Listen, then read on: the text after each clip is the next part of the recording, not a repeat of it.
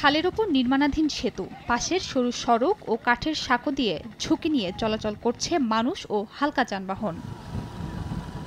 2019-20 অর্থবছরে টাঙ্গাইলের সখীপুর উপজেলার কালিদাস করটিয়াপাড়া সড়কের কাকড়াজোড়া এলাকায় শুরু হয় 25 মিটার গার্ডার ব্রিজের নির্মাণ কাজ। 1 বছরের মধ্যে কাজ শেষ করার কথা থাকলেও ঠিকাদার ব্যর্থ হয়। স্থানীয় আরেকজন ঠিকাদারকে সাব কন্ট্রাক্টে কাজ দেয়া হলে এখনও তা শেষ হয়নি। তবে চলাচল স্বাভাবিক রাখতে স্থানীয়দের উদ্যোগে পাশেই বিকল্প একটি রাস্তা তৈরি করা হলেও ব্যাহত হচ্ছে পণ্য ও ভারী যান চলাচল। 4 বছরেও সেতু নির্মাণ শেষ না করায় ভোগান্তিতে এলাকাবাসী।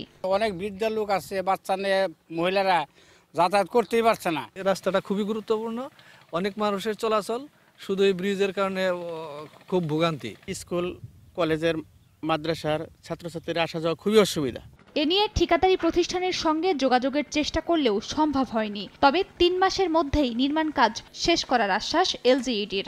প্রথমে আমরা ডাইভারশন করছিলাম, ওই যে অতিরিক্ত ঢলে সেই ডাইভারশনটা ভেঙে গেছে, তারপরে টেম্পোরারি 2বার করা হয়েছে। জনদুর্ভোগ যেটা আছে আশা করি 2-3 মাসের মধ্যেই শেষ হয়ে যাবে।